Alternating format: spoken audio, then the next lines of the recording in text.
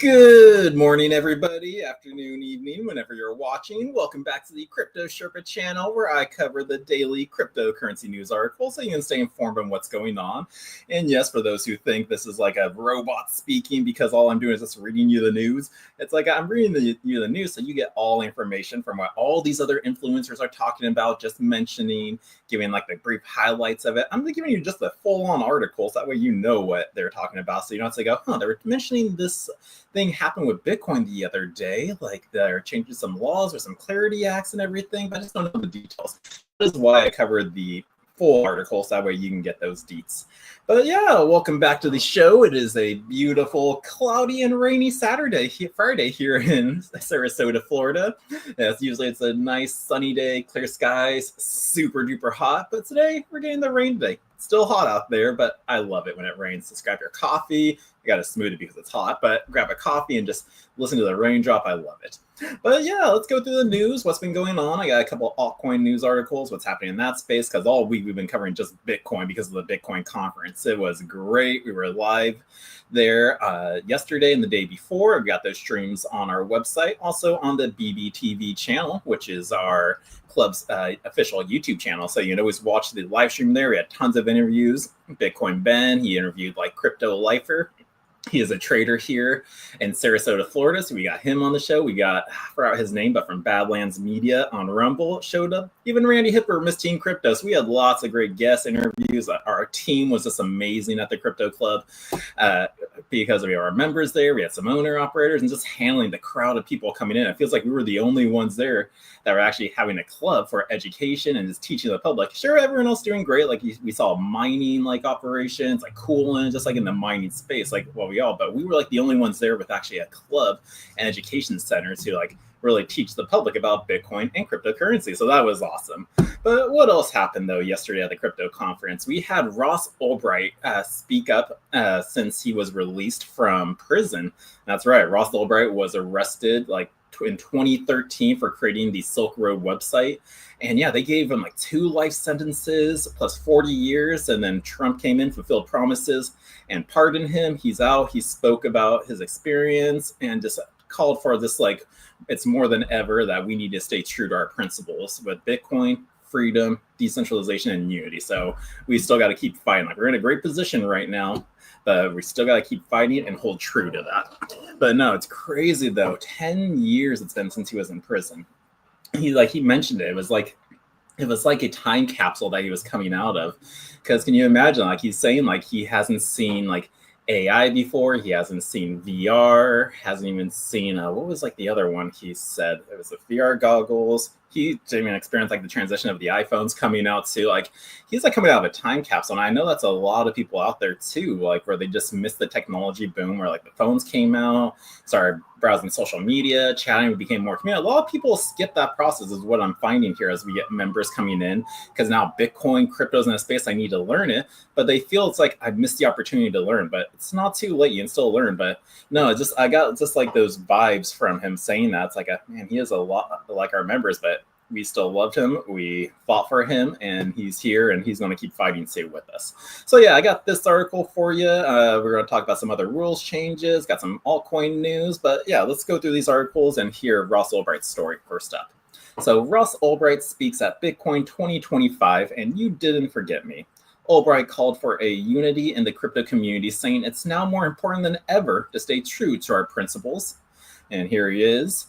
Now, a decade after being sentenced to 2 life-term sentences plus 40 years without parole, the Silk Road founder, Ross Ulbricht, took the stage at the Bitcoin 2025 conference on Thursday.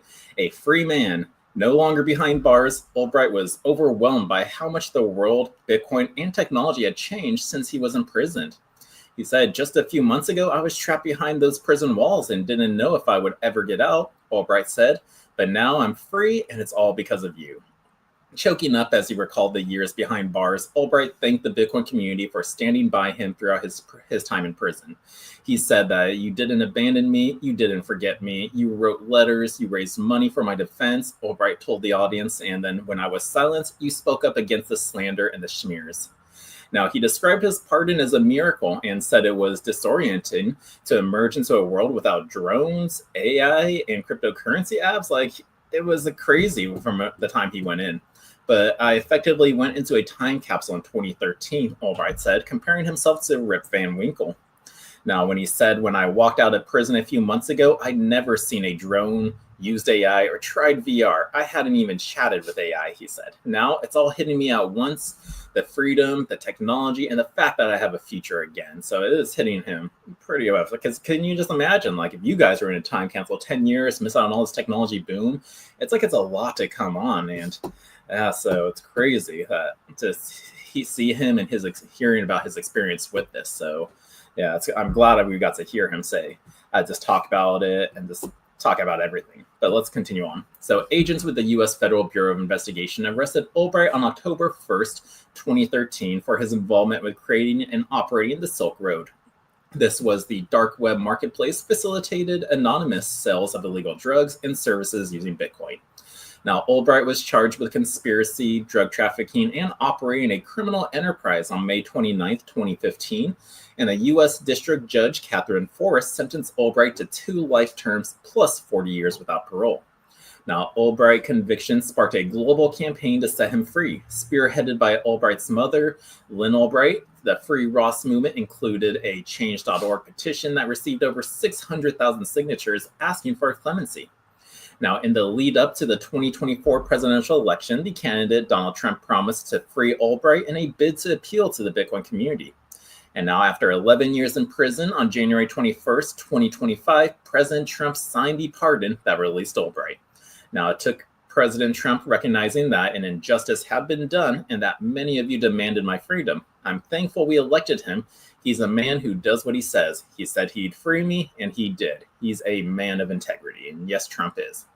Now, despite the years that he spent in prison, Albright urged the Bitcoin community to stay grounded in its core principles.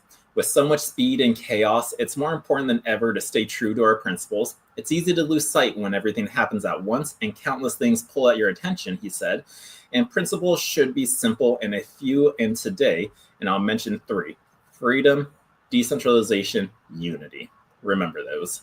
Now, as he closed his speech, Albright called for solidarity, not just among Bitcoiners, but across the entire cryptocurrency community, and for renewed commitment to the values that had carried both him and the movement this far. He finished off saying that we can argue but never see each other as enemies. Those who oppose decentralization and freedom thrive on our division. So stay united, he said. If we agree that we deserve freedom and that decentralization secures it, we can stand together, have each other's backs, as he had mine, freedom, decentralization, unity. Stay true to these, and the future is ours. So yes, great words, great speech. If you did not watch and listen to it in person or on live, go back. There are all these videos are on Bitcoin Magazine's YouTube channel. And yeah, you should listen to every single one of these speakers that spoke at that conference. Because again, like if you're new to crypto, you will be seeing, wow, all these big players, institutions, governmental politicians, they're in on Bitcoin and crypto right now. And it's not just a propaganda line for them. They get it. They understand that this is what's going to save us. So guys, go watch all these videos out there, all these interviews. You'll learn a lot when it comes to Bitcoin and just what's going on around the world. So that was Ross Albright and his speech to the Bitcoin 2025 conference. So I'm glad you're out, and I'm glad that Trump stayed true to his word.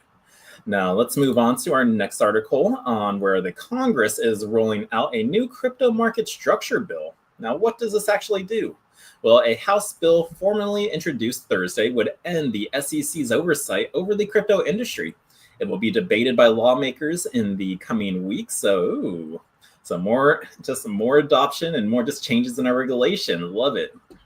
So House lawmakers today unveiled a new crypto market structure bill that would end the SEC oversight over the industry and for the first time create a formal pathway to legality in the United States for most digital assets. Now, the legislation dubbed the digital asset market Clarity as Clarity. The act closely resembles a draft bill circulated earlier this month. Now, it would go back to and amend America's foundational security laws to explicitly carve out most crypto assets from the definition of security and thus end the SEC's stingent oversight. Yeah, because the SEC has been so critical, which I don't have the article up, but I saw that they finally also dropped the Binance case I had with them. So we got to just get their power off of the crypto industry because they've been stifling it.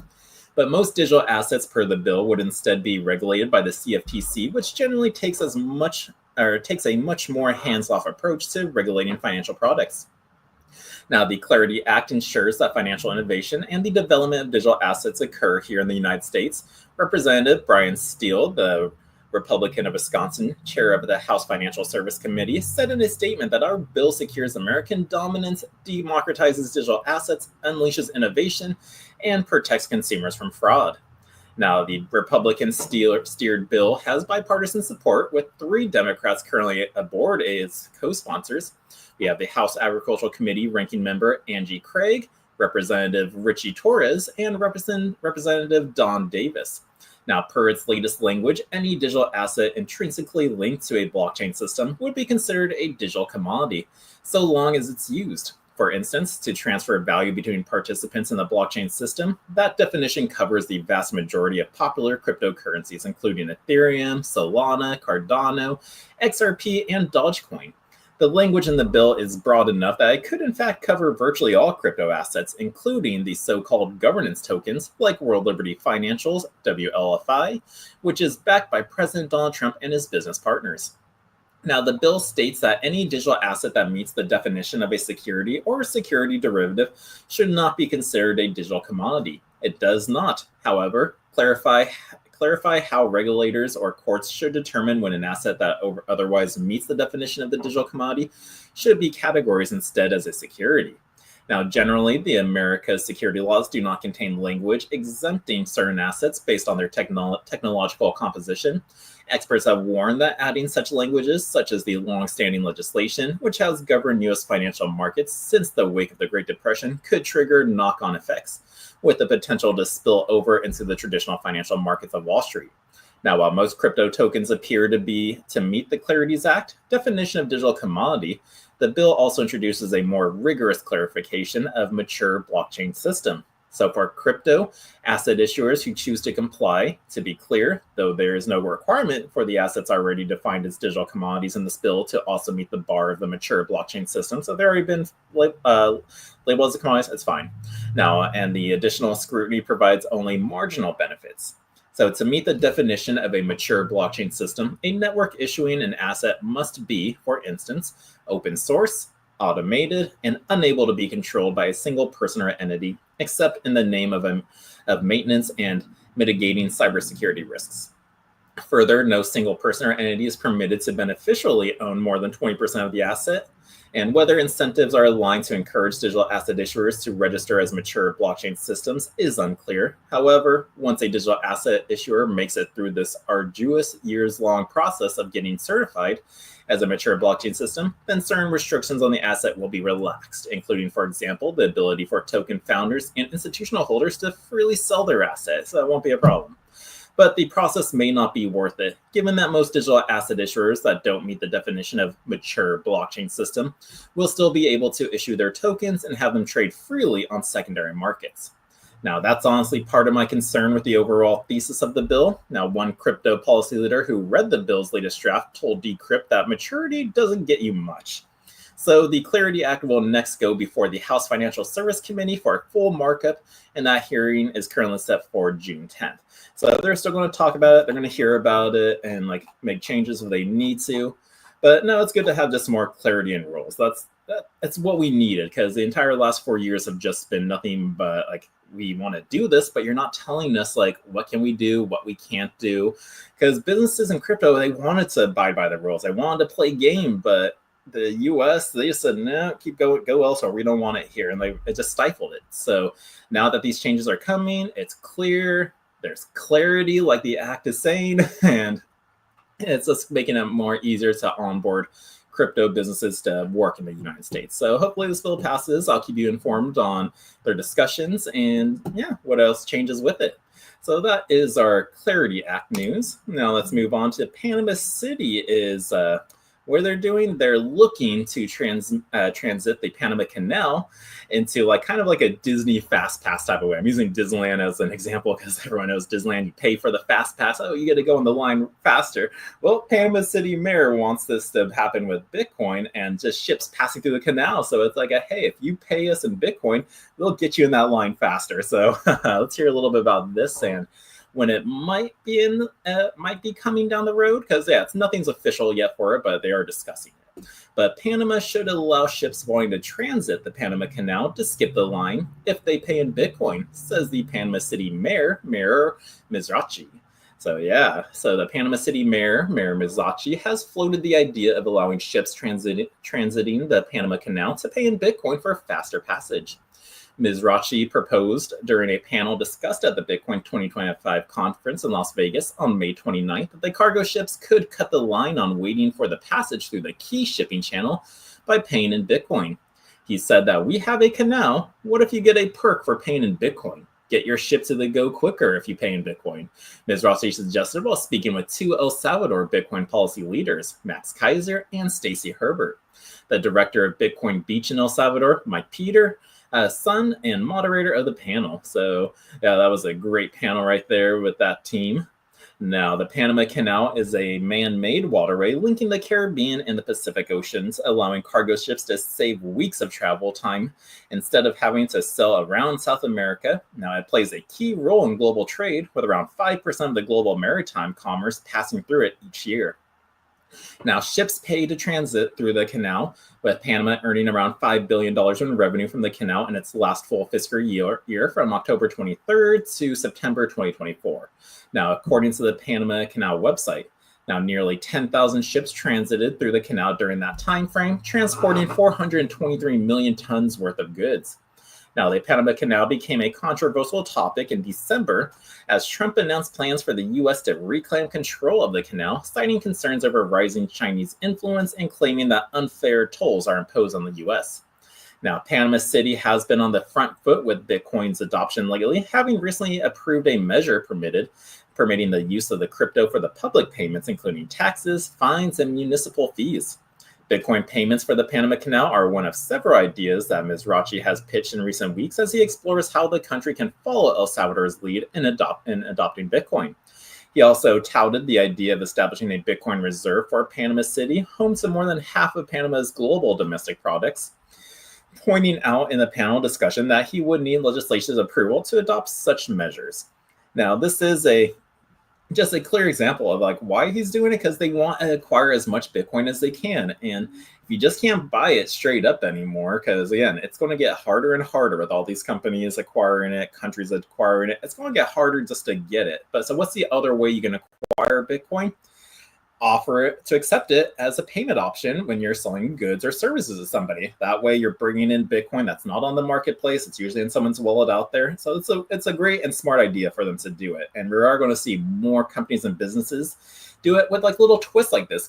Make people have an incentive to use their Bitcoin. Oh, we'll give you a 10% off. As these guys, we're going to let you skip the line faster. Like if you want to accept Bitcoin, if you want to have your business start acquiring Bitcoin for like a treasury reserve, you got to start accepting it as a payment option. And then whatever you keep on the Bitcoin side, just move it to the treasury. Keep it safe, because that's what's going to do you well in the long run. But let's continue on with this article. Mizrachi wants Panama lawmakers to take a back seat with all of this. Mizrachi urged Panama legislators to pause work on bills to regulate crypto instead of pushing for a hands-off approach to regulation. They said, don't touch it. Don't go near it. Don't even look at it. Let it operate. Let it function, Mizrachi said. So he gets it. It's like, you don't even need to look at Bitcoin. You just hold it and let it do its thing. Then decide what it needs to do. Do you want to restrict or do you want to promote it? Mizrachi claims that more than $5 billion worth of Bitcoin transactions occur annually in Panama, but said a lot of the adoption has taken place behind closed doors, as many are scared of embracing Bitcoin. Mizrachi's comments come as Panama declared a state of emergency in the Bocas del Toro province after banning company Chiquita Brands laid off over 5,000 workers who had been protesting for stronger social security measures. Now, Chiquita claims it lost more than $75 million as a result of the strike and roadblocks impacting its businesses. So what was that for? Let's see. We're comments on Panama's declared state of emergency. So yeah, Panama's in a state of emergency. So yeah, they need Bitcoin. Bitcoin will help save them out with that. So yeah, because of that, they lost 75 million. They need to find ways to back it. And what's the way to do it? Just get Bitcoin, because we know it's going to keep going. So, but yeah, so that would be cool if Panama City does officially do it, because again, it's just like a little stepping stone. It's like a domino effect. It's like once one company does it or one person does it, it starts it going. So boop, oh, there's the next person, and then there's the next person, and then so on and so on. Like we're seeing that already with people copying the strategy plan for just having a Bitcoin treasury. So it's just like once you do it and it gets proven that it works, that's when you get everybody jumping on board. And it's just also like other ways like that too.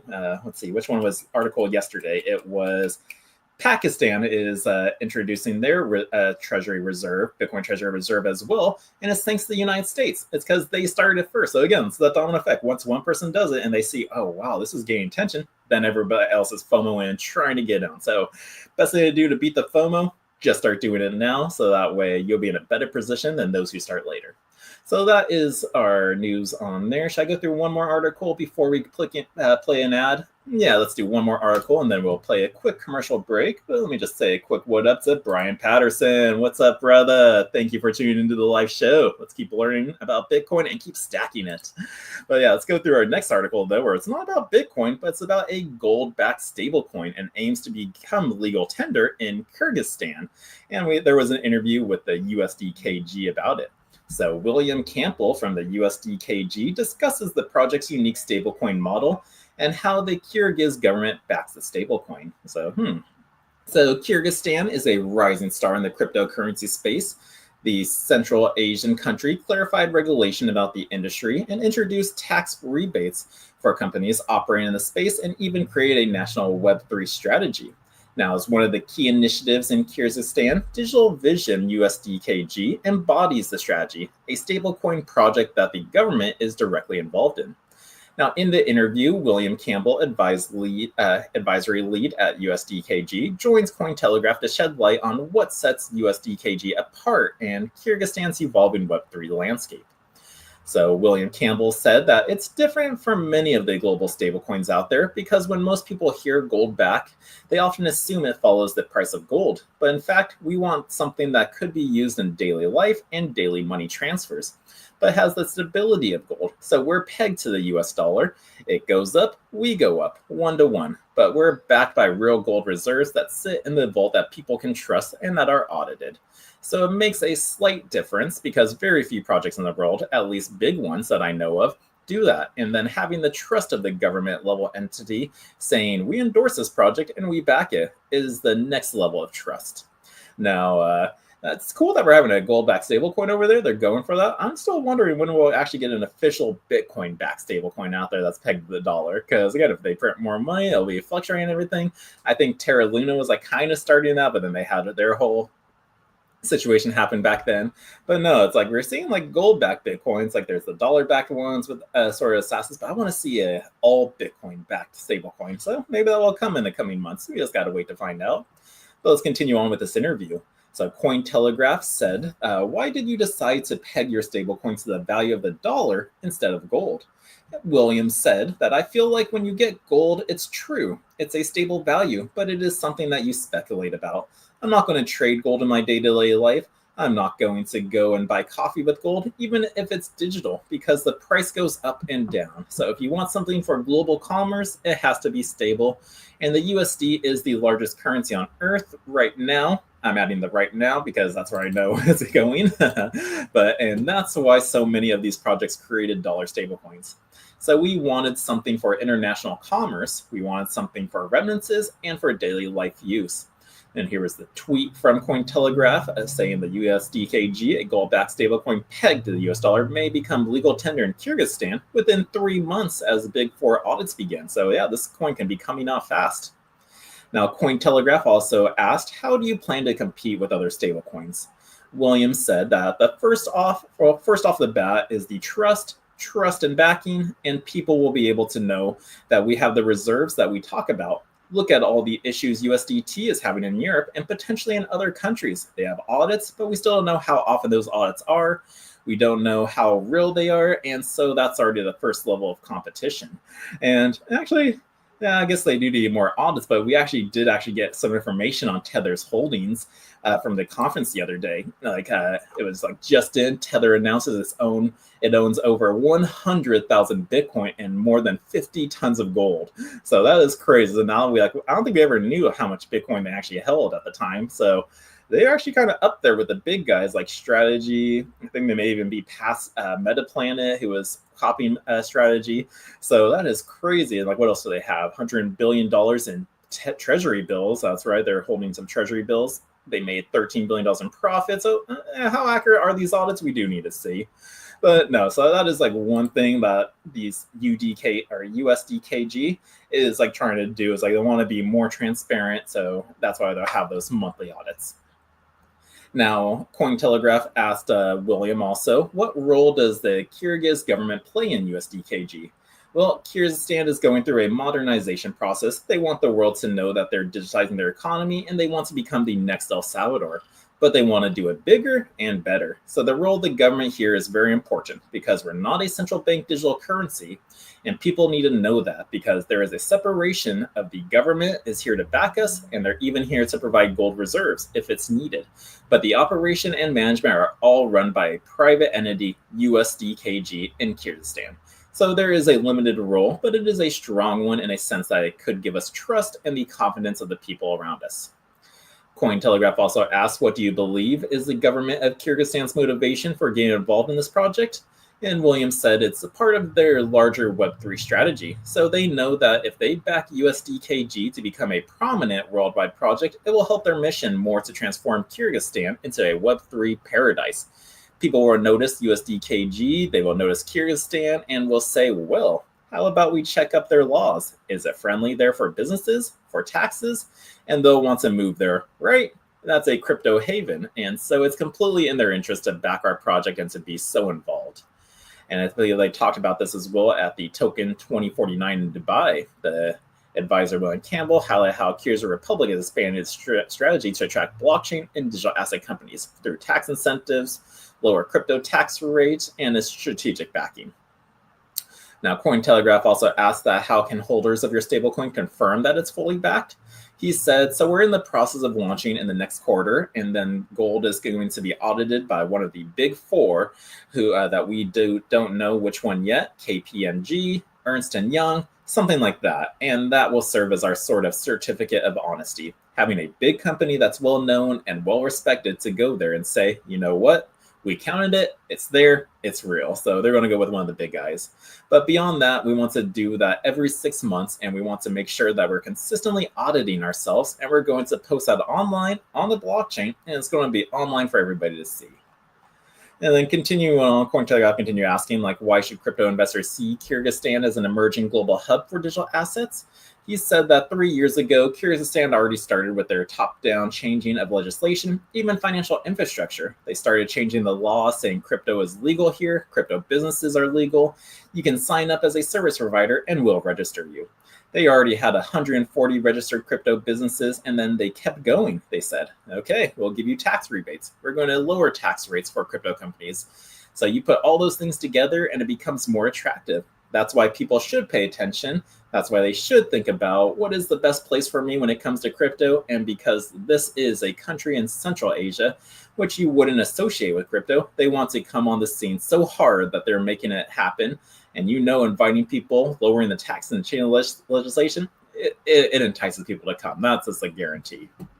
And then lastly, is there anything else about USDKG that you think people should know about? He said, yeah, not regarding the product itself, but something that is close to my heart because I recently visited Bishkek.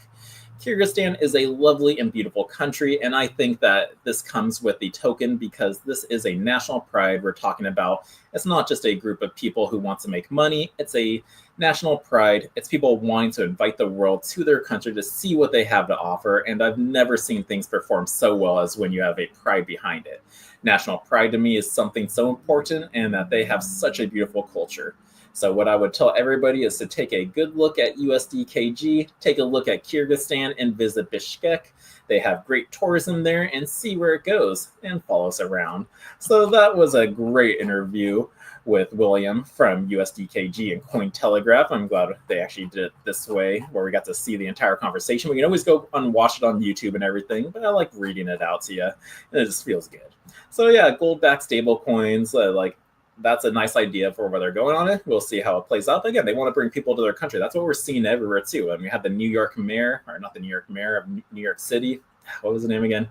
But no, he was like saying that we want to make change. We want to make change. We want to get rid of the bit license. We want to have a Bitcoin bond, and we want people to come back to our city and fight for these policies. So everyone wants to finally now start bringing people back to it. But again, for that to happen, changes need to be made. These are they're doing it, lower taxes, tax incentives, and just you got to do that, and it's going to, and it will bring people in. And again, the point is not to make money, but to just show the community that we're a beautiful country. You want to visit us, and they're going to be using crypto for it. So way to go. But so yeah, let's take a quick break now, do a quick commercial ad, and then we will be back with some more crypto news. So see you soon. Attention visionaries and pioneers, the future of wealth is here, and it's spelled BITCOIN, Bitcoin.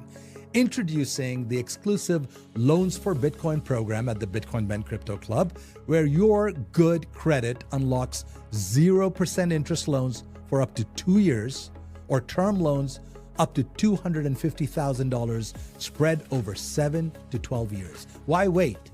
Use this capital to acquire the world's fastest appreciating asset, Bitcoin. With prices hovering around 94,000 and projections aiming much higher by the year's end, the time to act is now. Leverage isn't just for Wall Street anymore. Arbitrage the low cost of your loan against Bitcoin's explosive growth. It's smart finance for the modern investor. And privacy matters. Our no KYC Bitcoin purchase program ensures you buy and self-custody your assets in your own wallet. Your keys, your Bitcoin, your future. And as the world shifts to digital currencies, be ahead of the curve. Front-run corporations, governments, in this greatest financial revolution of our times. I'm Jay Bose, CEO of Bitcoin Ben Crypto Club. Call or text us today at 941-413-6920 and get started on that loan application. Secure your legacy. You will thank yourself tomorrow.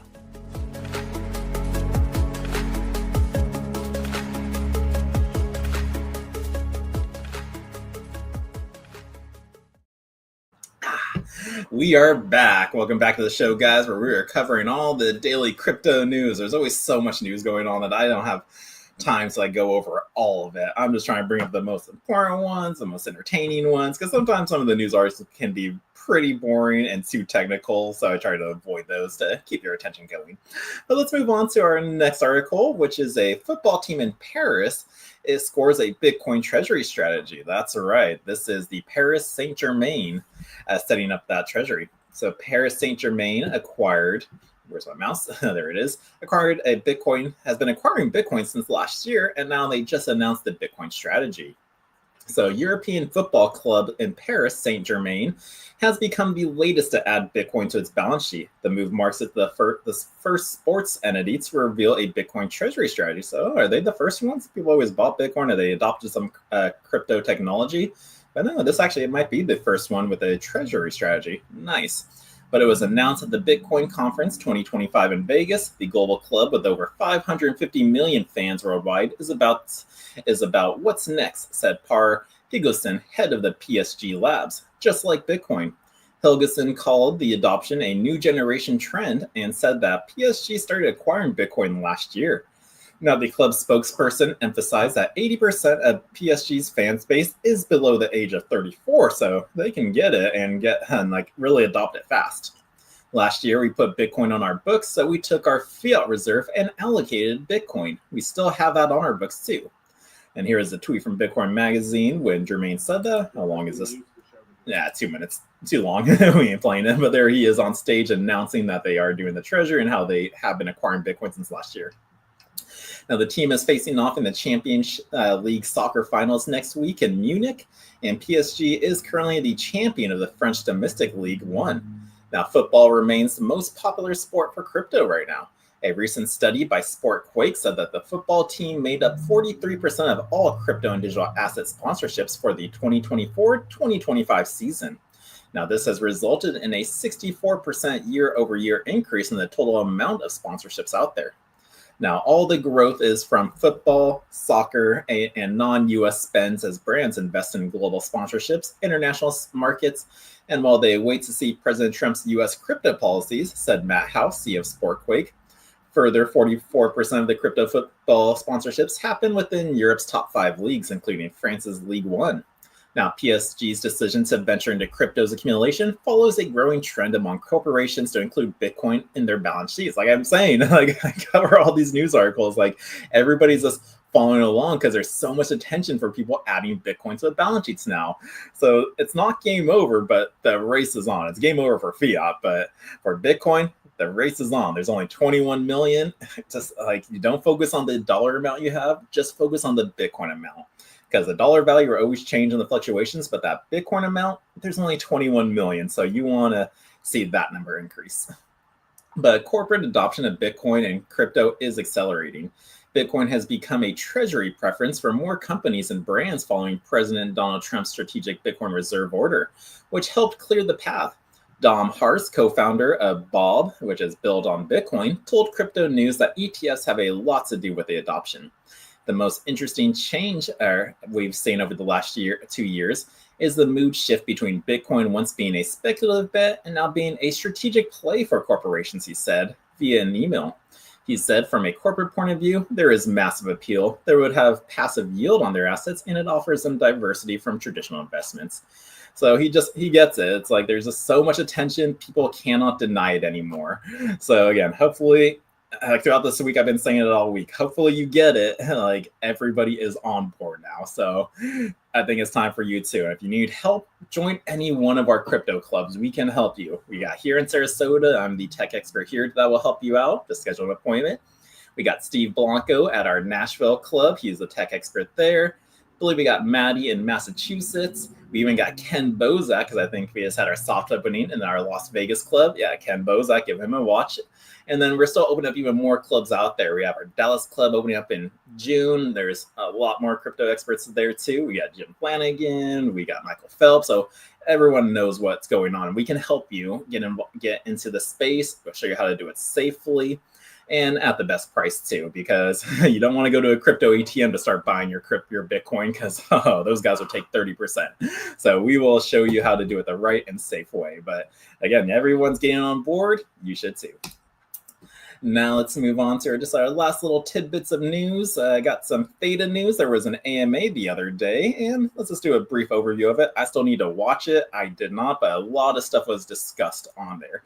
You can view it on Twitter out there, but if you don't have the 80 minutes to read this in 3, the Theta Labs AMA was loaded. So the Theta team just dropped the hammer on one of the most bullish, packed, and community-aligned AMAs to date, from U.S. exchange listings finally to edge cloud earnings, validator strategy, and sports mega partnerships. This thing was bursting at the same. So lots of great news happening for Theta. I'm still a Theta network token holder, T-Fuel holder. I love the network. I love what they're doing. AI, video streaming. The Theta Edge Cloud is awesome. So yeah, I'm still holding it. And I love getting these AMA reviews and updates. So if you're too busy to watch the whole thing, read this and thank me later. So 1, yes, a U.S. exchange listing is finally happening. So everyone has been waiting for that. So when a coin gets listed on exchange, the price just goes because it's easier for people to access it. So if we go another AMA without a U.S. exchange announcement, I'm going to lose it, a fan said. And the team heard you loud and clear. So the first U.S. exchange is locked. Marketing dates, budget, and rollout are all queued. NDA still in effect, so no name yet, but it's imminent. And not a one-off. Theta has internal goals to list on every major U.S. exchange. The U.S. users' access to Theta Edge Cloud and real-time data is also coming online. So this is the news people have been waiting for. It's finally go time. That's right. Now, what else do they discuss? They discuss the Edge Cloud just leveled up node runners, and they get paid for it. So Theta is decentralizing the cloud. And this isn't just marketing fluff. It's live and working. Windows and Linux node clients dropping in June. beta testers already earning real T-Fuel by providing compute power. Dynamic pricing models coming. Set your rate, take jobs, earn them. Think about Airbnb for computer power. GPU sharing meets capitalism. Then the new UI shows job earnings, usage node selection, and reward history. So welcome to DPIN done right, cloud services running on community hardware. So that was another thing that was discussed. They also talked about sports partnerships are exploding. The Theta Sports Blitz isn't slowing down just yet. It's accelerating. We got the FC Seoul men and women team out there. Was that one of these next articles? The University of Exams Partners signs Edge Cloud customer excited multi-model AI research. Nope, but that was another partnership out there. But they are booming because we did get the soccer team that was mentioned as well. The next major sports team signed announcement is coming with that. Conversations happen with the World Cup in 2026 and possibly EPL teams. There's going to be a strategic rollout with one new deal announced per week through July, and Theta branding already showing up on jerseys and stadiums at universities. Look at that branding. This is Web3 Marketing 3.0, not banner ads, not brand equity built through sports and spectacles out there. So yes. And then also there are validators in real life expansion and a Saudi play. Oh, we have a Saudi play happening with Theta. Nice. So Zingle in Korea onboarded as a validator plus go-to-market partner. Theta's targeting partners that act as a validator plus clients, brand engines, push into Saudi Arabia and EU with strategic teams lining up. Teams may OTC tokens to join as validators, adding serious skin in the game. Now expect validator announcements tied to the clubs within millions of fans. Now, Theta isn't just building a network, they're all onboarding empires right now. And that is so true. Now, T-Drop finally getting real utility. So T-Drop was the governance token of the NFT marketplace they had and everything for changes. If you stake Theta or T-Fuel during the periods, you kind of earn this token. But T-Drop's about to go from forgotten token to a fan incentive engine. We'll be tied into fan engagement, merch, live event rewards, and chatbot interactions. So think, answer a quiz in a chatbot, earn rewards, spend on signed jerseys, tickets, merch. So the goal is to have all this by the early 2026 in time for the World Cup buzz. The Drop Marketplace is being rebranded as the Rewards Hub, and loyalty programs, gamified fan experiences, and NFTs actually doing something. Let's go. Now we have devs and universities in the Edge Cloud flywheel. University researchers are using Edge Cloud daily. They're referring Theta to other schools. Word of mouth is growing, and data brand recognition is increasing through real-world use. Not Shilling platform is cheaper, faster, and easier than AWS, and devs love that Edge Cloud's hybrid rollout will massively expand node capacity and rewards. So this isn't just some AI vaporware. It's actually being used in every day and globally. And then lastly, they discuss the tokenomics of T-Fuel's inflation, Theta yield, and dual token models. So T-Fuel staking yields are higher, but it is also the gas for actual platform use. Theta is a bet on network growth and adoption. T-Fuel inflation is declining every year in percentage terms. And the future, burn more, use more, inflate less. Both tokens have rules, neither is going anywhere. So you don't compare oil and land, you just use both. Same thing here. So that is what took place during the Theta AMA. So if you want to hear Mitch Liu, Jay Long, and Wes Levitt discuss it, I would go watch that AMA right now. So yeah, so that was our Theta news. The partnerships with the sports teams, the soccer team, and then the Edge node, the partnership with schools are appearing on jerseys now. This is crazy what's going on with Theta Network. So guys, keep on killing it. I've been with you since 2020 when I first heard about you. I was just shocked by just the decentralized video streaming platform. It's what? No more censorship? Because during that time there was so much censoring going on. And you can just use an edge node to live stream directly on the network. That was pretty cool back then. But times have changed so much. Where you can use this tech for AI, the GPU rendering. It's crazy. So Theta, keep up the great work. I love following you and seeing what's going on. And then other AI crypto news. I was just trying to browse Hypercycle out there, just seeing what's going on with their space. And I think they're having a token drop going on right now, or about to be happening, and I'm going to give it a try, see if it's legit. I have a little bit of Hypercycle tokens out there, so I'm going to see if I can get this token. If I feel like it's safe, nothing been compromised, I'll let you guys know about it. But there's a tech update with the Hypercycle D app, and it is now multi-chain. You can claim your ANFE here at dap.hypercycle.ai/claim. Make sure to read the guidelines, and then after claiming, wait approximately 24 hours and visit the Hypercycle D app. Change the network to base, click Advanced Node Factories, and you will now see your ANF token. So HTS tallying updates, the Hypercycle D app has now updated as the following. The D app will advise you when a tiller is already assigned. The D app will not allow you to create a tiller in a node that is full, and the location of the HTS has moved, so please follow these steps. So again, click the node, click your node factory, scroll down. So this is, I think, having to do with nodes out there, but advancing your claim and the step-by-step guide with this. So step 1, here's your page, you claim it, you connect your wallet, you choose where the token is. My Hypercycle is in Ethereum. And then you click claim, you sign the claim with your wallet. This will not incur any gas fees at all. And then boom, complete. That's it. You can successfully claim your ANFE. So requests are usually met within 24 hours, excluding weekends upon your receipt. And yeah, so that's a kind of different news going on with Hypercycle. Just there's a drop going. If you want to claim it, go for it. I haven't done it yet. So if you want to wait for me to do it first, let you know it's safe. My wallet hasn't been compromised. You can do that too. But just let you know that that is going on right now with Hypercycle news. Nothing else new, articles about like partnerships, this and that. Just some price news out there. But I thought this was new and thought I'd share it with you. And then lastly in the news for our articles, we're going to go over how the U.S. sanctions Filipino tech company for aiding $200 million in crypto scams. So that's right, more sanctions happening because people are doing bad things out there, especially in the crypto space. So the Treasury Department Office of Foreign Assets Control imposed sanctions on Funnel Technology and its administrator for enabling global fraud schemes. So be careful with all the frauds out there. Just don't trust anybody online. In a crackdown targeting the infrastructure behind so-called pig butchery or romance scams out there, the U.S. Treasury has sanctioned a Philippine-based tech company and its administration for aiding the cryptocurrency scams that defrauded Americans of more than $200 million. Lawmakers on Thursday accused Funnel Technology Inc. of facilitating several of these schemes by providing cybercriminals with infrastructure to host fraudulent websites. The Treasury Department also said that Liu Lizi, a Chinese national and administrator of Funnel Technology, kept records that tracked the performance and tasks of Funnel employees, including the assignment of domain names used in cryptocurrency fraud and phishing schemes.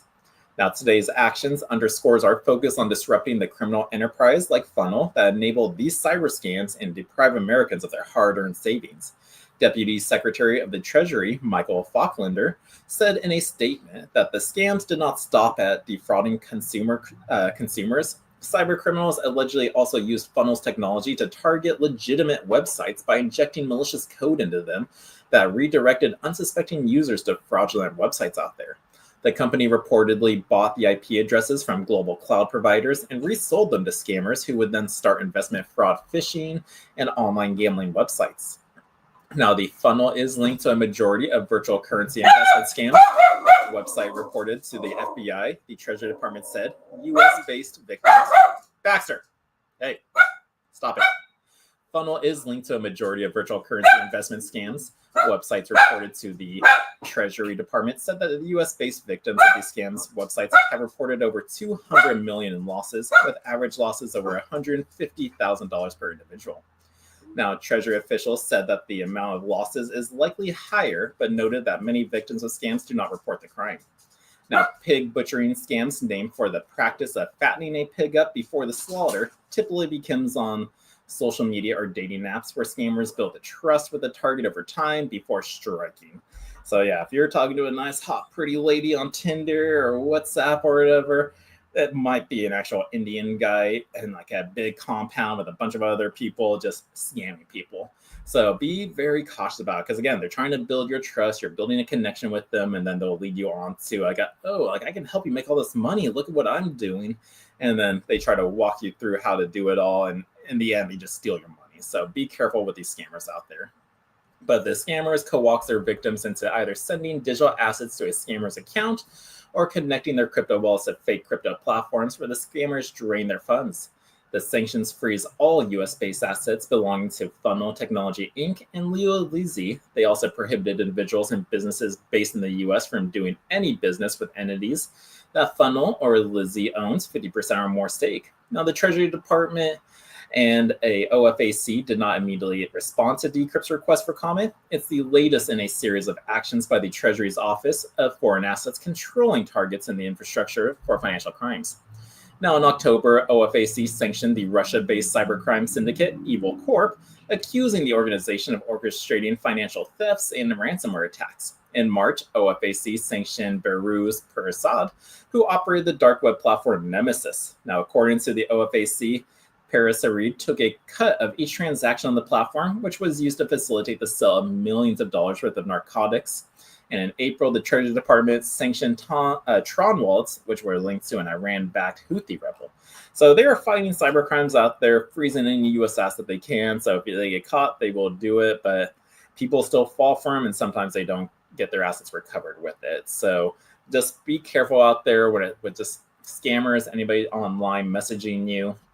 If you have like your own crypto wallets out there, just if like those companies ever email you, whether it's Exodus, Trezor, Ledger, Bybit or Bitfi wallet, Tangem, like if any of these wallets like are sending you messages like claiming to be from them, they're not them. Because when you set up a crypto wallet, you never provide any email, name, nothing to your wallet at all.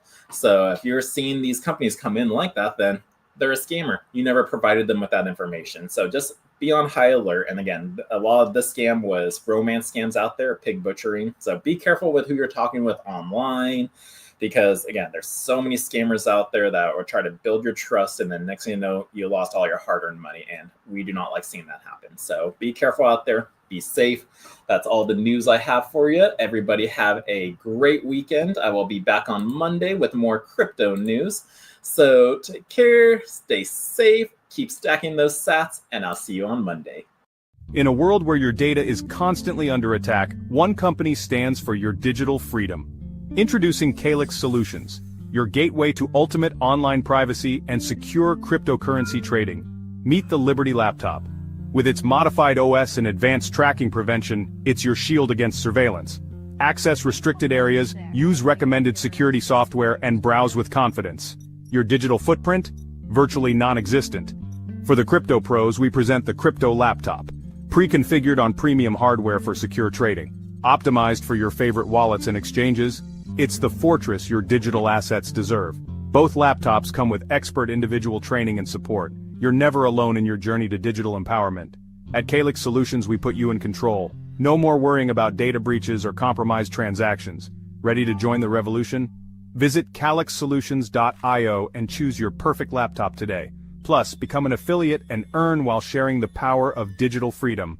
Calyx Solutions. Unlock your digital freedom. Give us a call or text at 702-845-8276 or visit us directly at calyxsolutions.io.